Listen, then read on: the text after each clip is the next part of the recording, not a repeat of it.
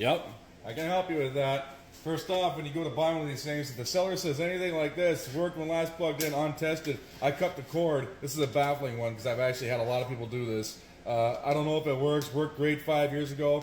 Works but doesn't get cold. This all equates to it doesn't work. All they got to do is plug one of these things in to know if it works. And if they don't want to do that, they're just hiding the fact that it doesn't work. Despite popular belief, this is the #1 reason old refrigerators get hauled to the dump. It's because people get impatient when they're de-icing these things and they take something like a screwdriver and they scrape away at the ice in here trying to chip it off, and then they end up poking a hole in it. So typically you're going to find the hole on this side right around here somewhere, or if the door opens up the other way, you'll find it right over here. It is fixable, but it is something to look for. Rust. Surface stuff on the outside is no big deal, but if you start getting holes from the inside out down low, it means that your insulation's gotten wet in there. Piercing valves and hard start kits. If you see either one of these things on an old fridge, proceed with caution.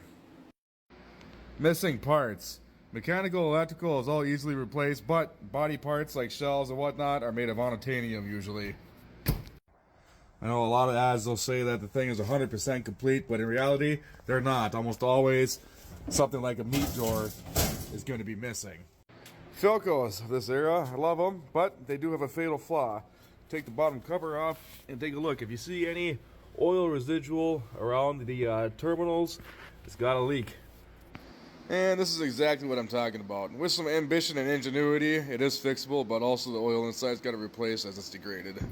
Just because you saw one model of Frigidaire is rare or expensive doesn't mean all of them are.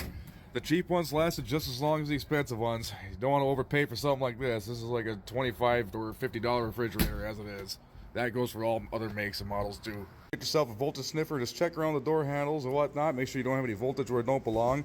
Anyone that's ever been buzzed by an old refrigerator when they're barefoot on the concrete floor knows what I'm talking about.